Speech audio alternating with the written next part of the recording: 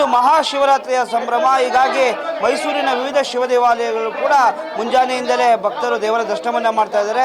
ಬಹಳ ಪ್ರಮುಖವಾಗಿ ಮೈಸೂರಿನ ಅರಮನೆ ಆವರಣದಲ್ಲಿ ಇರುವಂತಹ ತ್ರಿನೇತ್ರೇಶ್ವರನ ದೇವಾಲಯ ಏನಿದೆ, ಈ ಒಂದು ತ್ರಿನೇತ್ರೇಶ್ವರ ದೇವಾಲಯ ಸಾಕಷ್ಟು ಮಹತ್ವವನ್ನು ಪಡೆದಿರ್ತಕ್ಕಂಥದ್ದು.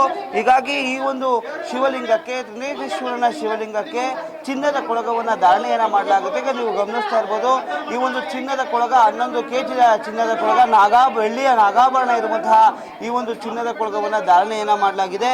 ಈ ಒಂದು ಚಿನ್ನದ ಕೊಳಗವನ್ನು ಏನು ಜಯಚಾಮರಾಜ ಒಡೆಯರವರು ಈ ಒಂದು ಚಿನ್ನದ ಕೊಳಗವನ್ನು ಈ ದೇವರಿಗೆ ಕಾಣಿಕೆಯ ರೂಪದಲ್ಲಿ ನೀಡಿದರು.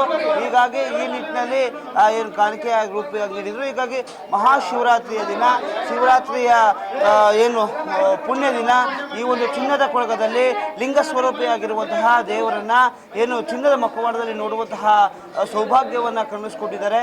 ಹೀಗಾಗಿ ಈ ಒಂದು ಬಂಗಾರದ ಮಂದಹಾಸವಿರುವಂತಹ ಗಂಗಾಧರನವನ್ನು ನೋಡೋದಕ್ಕೆ ಮುಂಜಾನೆಯಿಂದಲೇ ಭಕ್ತರು ಸಾಗರೋಪಾದಿಯಲ್ಲಿ ಬಂದು ದರ್ಶನವನ್ನು ಮಾಡ್ತಾ ಇದ್ದಾರೆ. ಹೀಗಾಗಿ ಆಡಳಿತ ಮಂಡಳಿ ಕೂಡ ಸಾಕಷ್ಟು ಸಿದ್ಧತೆಗಳನ್ನು ಕೂಡ ಮಾಡಲಾಗಿದೆ. ನಾಳೆ ಕೊನೆ ಜಾವದ ಪೂಜೆವರೆಗೂ ಕೂಡ ಈ ಒಂದು ಚಿನ್ನದ ಲಿಂಗವನ್ನು ಧಾರಣೆಯನ್ನು ಮಾಡಲಾಗುತ್ತೆ. ತದಾದ ನಂತರ ವಿಸರ್ಜನೆಯನ್ನು ಮಾಡಿ ಇಲ್ಲಿನ ಸ್ವಸ್ಥಳಕ್ಕೆ ಕರ್ಕೊಂಡು ಹೋಗಾಗುತ್ತೆ. ಹೀಗಾಗಿ ಈ ಒಂದು ಚಿನ್ನದ ಕೊಳಗದಲ್ಲಿ ಇರುವಂತಹ ಮಂದಹಾಸದ ಗಂಗಾಧರನ ದರ್ಶನ ಮಾಡೋದಕ್ಕೆ ಮುಂಜಾನೆಯಿಂದಲೇ ಭಕ್ತರು ಸಾಲುಗಟ್ಟಿ ದರ್ಶನವನ್ನು ಮಾಡ್ತಾ ಇದ್ದಾರೆ. ಕ್ಯಾಮ್ರಾಮನ್ ಶ್ರೇಷ್ಠತೆ ಯಶಸ್ ಮಾವುತು, ನಿಮ್ಮ ಧ್ವನಿ ನ್ಯೂಸ್.